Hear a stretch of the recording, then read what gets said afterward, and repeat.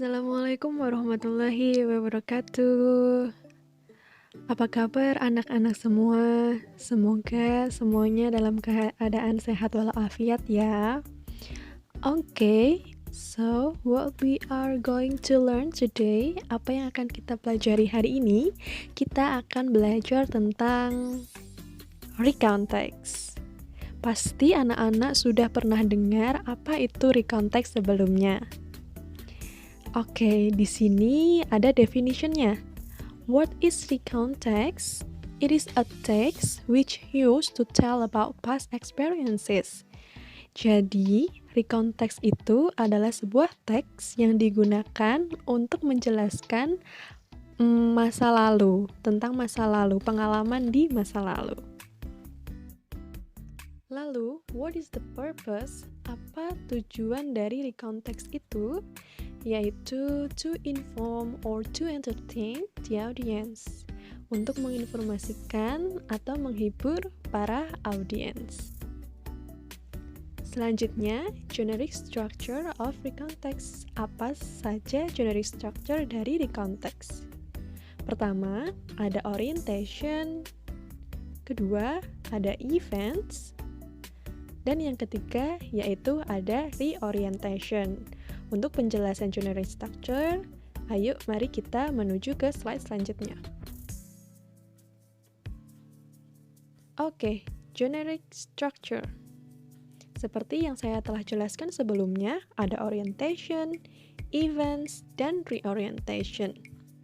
Orientation is introducing the participants, place, and time. Jadi, di part ini, itu biasanya dikenalkan tentang siapa partisipasinya, di mana tempatnya, dan kapan waktunya.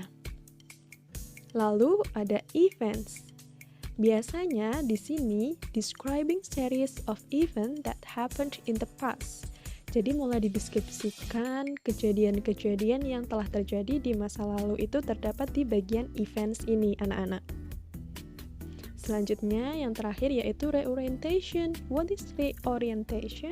It is stating personal comment of the writer to the story. This is optional. Jadi di sini itu bisa ada, bisa tidak. Jadi di dalam recount text itu tidak mesti ada reorientation. Selanjutnya, kita menuju pada poin language feature. Dalam penggunaan bahasa, di recount text ini menggunakan dua tenses, yaitu simple past tense dan past perfect tense. Apa itu simple past tense? Is the verb tense that is used to talk about things that happened or exist before now. Jadi, ini adalah tenses yang digunakan untuk membicarakan sesuatu yang telah terjadi di masa lalu. What about past perfect tense? What is past perfect tense? It is a verb tense used to talk about actions that were completed before some point in the past. Ini juga menceritakan kejadian yang sudah selesai terjadi di masa lalu. Untuk simple past tense dan past perfect tense, di sini ada rumusnya, anak-anak. Untuk simple past tense yang untuk kalimat positif bisa kita lihat di situ, yaitu kita harus menggunakan yang pertama subjek dulu, habis itu diikuti oleh verb 2. Bagaimana dengan kalimat negatif, yaitu subjek dulu, lalu diikuti did, lalu diikuti not, dan lalu diikuti verb 1. What about the interrogative sentence atau kalimat tanya?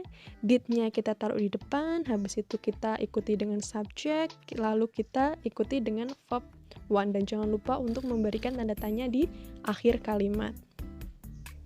Itu tadi adalah rumus untuk verbal sentences atau kalimat berkata kerja.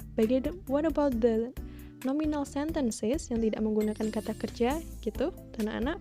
Jadi di sini juga terdapat beberapa rumus. Untuk yang positif kita harus menggunakan subjek, lalu diikuti was atau were, lalu diikuti dengan ana.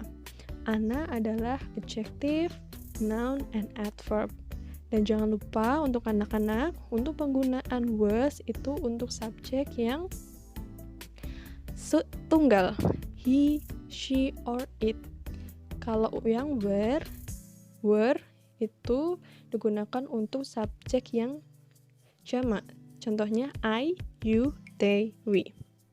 Oke, sampai sini bisa dipahami ya anak-anak. Lalu lanjut ke kalimat negatif, yaitu ada subjek, lalu diikuti was atau were sama, lalu diikuti not, lalu diikuti ana. Untuk kalimat tanya, was atau were-nya ditaruh di depan, lalu diikuti subjek, lalu diikuti ana. What about past perfect tense? Gimana dengan past perfect tense? Di situ untuk positif ada subjek ditambah had, lalu diikuti verb 3.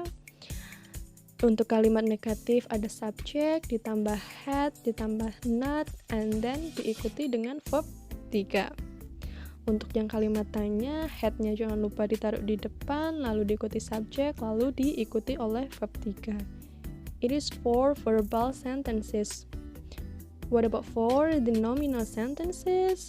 Ya, for the kalimat positif kita menggunakan subjek, lalu diikuti had, lalu diikuti been, lalu ana. Untuk yang negatif subjek plus had plus not plus been and then ana. Dan untuk yang kalimat negatif jangan lupa untuk had-nya diletakkan di depan, lalu diikuti subjek, lalu been dan lalu ana. Oke. Selanjutnya kita menuju ke examples of recount text. Contoh-contohnya dari recount text. Jadi di situ ada historical story, and then hero story, and then past experience, and many more.